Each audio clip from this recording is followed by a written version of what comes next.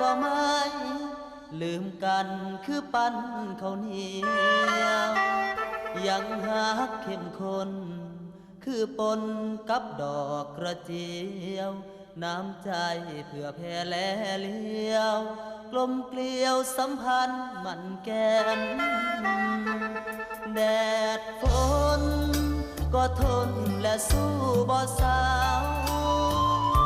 จะหนักหรือเบาสุมเฮาบ่หนีลีแลหยาดเมื่ออาบนาเป็นมาตั้งแต่สายแดนคือกับเสียงลำเสียงแคนกล่อมกันนั้นพามวนหูอีสานคนสู้สู้และทนทุกทาง